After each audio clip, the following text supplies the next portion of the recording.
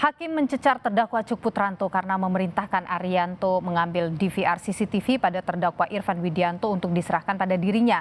Hakim mempertanyakan mengapa Cuk berani mengambil inisiatif tersebut padahal tidak ada perintah dari Sambo dan juga atasan yang lain. Cuk beralasan takut rekaman CCTV disalahgunakan. Kita bahas mengenai tindakan ini, saudara.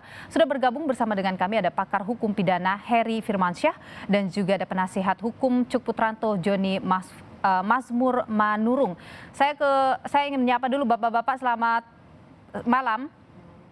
Selamat malam Mbak Nilu. Ya, harusnya ada Pak Malam. Joni juga, tapi sementara masih Pak Heri dulu. Saya ingin ke Pak Heri dulu. Oh, Pak Joni udah ada. Saya ke Pak Joni dulu ya. Saya ingin konfirmasi dulu ke Anda. Klien Anda mengambil tanpa ada perintah. Itu saya konfirmasi ke Anda, itu benar tanpa ada perintah? Ya, benar. Kenapa? Benar itu, Mbak. Jadi dia itu kan SPRI-nya dari Kadif Propam. Hmm. Instingnya seorang SPRI ini beda dibanding anggota yang lain. Dia harus benar-benar menjaga kepentingan daripada pimpinannya. Oke, meskipun tidak Ya. diperintahkan untuk melakukan sesuatu, harus dilakukan? Kasar kata apa yang ada di isi hati pimpinannya dia sudah bisa lakukan tanpa ada perintah. Kasar kata seperti itu ya. Mhm. Namanya pelayanan terhadap pimpinan. Oke, dan itu berlaku pada semua hal?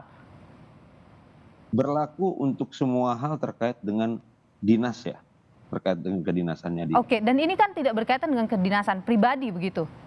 Ya, tapi terkait dengan hal ini kan, klien saya itu dia melihat kondisi urgent, posisi juga itu terjadi pada tanggal 9 ya, dari tanggal Mhm. 8 dia sudah Mmm. datang ke TKP, ke Duren 3, di situ dia udah melihat situasi, sudah membaca, sudah mulai bertanya-tanya ada apa ini, pada saat tanggal 9 ternyata bertemu dengan saudara Irfan yang mencopot, dan mengganti DVR, di situ dia muncul inisiatif ini harus diamankan karena ini menjadi barang bukti penting. Oke.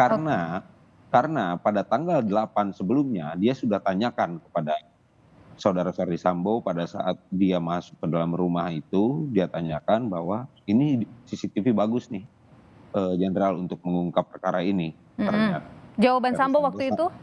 "Ini sudah rusak," gitu. Ini sudah rusak, maka saudara Cuk Putranto pun tidak meneruskan untuk, Oke. mengambil, membuka DVR tersebut. Oke, baik. Kalau gitu saya ke Pak Heri dulu. Pak Heri, kalau mendengar apa yang disampaikan oleh Cuk Putranto, bahwa tidak ada perintah tapi tetap melakukannya. Hakim sepertinya juga nampak ragu-ragu gitu dengan jawaban dari, Cuk ini. Kalau Anda melihat, terkait dengan situasi itu bagaimana Pak Heri? Ya, saya akan bermain di ranah normatif ya, Mbak Mmm. Nilu, bahwa hal yang tertinggi dari seorang pejabat publik ataupun mereka yang menduduki posisi strategis di Polri dan TNI tentunya adalah undang-undang ya. Iya. Aturan undang-undang itu dijalankan atau tidak. Nah, kalau semuanya atas perintah atasan, nah ini yang jadi persoalan tadi, bahwa di mana posisi atasan dengan undang-undang tadi kan, Mhm. sedang konteks ini kan ada kaitannya dengan tindak pidana. Maka ini ke depan harus sangat berhati-hati dalam hal itu.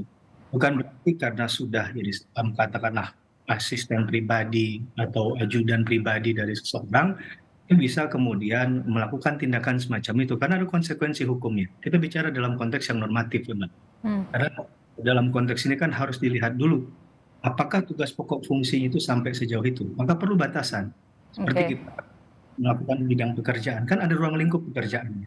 Oke. Dan dengan demikian semuanya bisa dilakukan, karena ada konsekuensi hukum yang kemudian bisa saja ditemukan dalam suatu perbuatan. Saya rasa itu. Oke, tapi Pak Heri begini, ketika tadi disampaikan bahwa itu adalah inisiatif karena ada apa ya, karena dia SPRI, kemudian ada upaya untuk melindungi atasannya begitu, Anda yakin dengan itu? Anda yakin dia melakukannya tanpa ada perintah? Ya, ini yang memang harus digali ya, bahwa keterangan yang dari Pak Cuk ini kan tidak berdiri sendiri. Mmm. Ada saksi lain, ada kesesuaian alat bukti yang harus digali dan dicocokkan dalam hal ini ya, sehingga fairness-nya ada begitu ya. Mmm. Jangan sampai ya sepihak dari Pak Cuk saja. Itu yang perlu Mhm. digali oleh hakim dan saya rasa dalam setiap persidangan hakim sudah menandai mana yang ada kaitannya dengan terdakwa A, terdakwa B dan seterusnya. gitu ya. Oke. Kalau ada keraguan hakim yang muncul, karena tadi kalau kita lihat pertanyaan yang disampaikan itu berulang, yakin, benar bahwa ini tidak ada perintah, kok berani kalau memang tidak ada perintah? Apa yang Anda baca dari apa yang disampaikan oleh hakim itu? Ya, karena begini, sekali lagi hakim akan bermain di ranah netral dan normatif, Mbak Nilo. Hmm. Bahwa dalam konteks orang melakukan sesuatu itu pasti karena tujuan. Ada sesuatu yang mungkin dorongan dari dalam dirinya, bahkan sekalipun itu perlu diketahui tujuannya apa, gitu ya. Nah, jadi kalau dalam konteks tadi 50-50, mungkinkah dia disuruh atau dia melakukan sendiri, itu juga perlu diyakinkan. Karena dari arah jawaban itu, saya yakin hakim juga sudah tahu nih. Ini kalau dibilang tadi jawabannya A atau B, hakim sudah tahu alternatif pilihan yang muncul dari jawaban itu apa saja.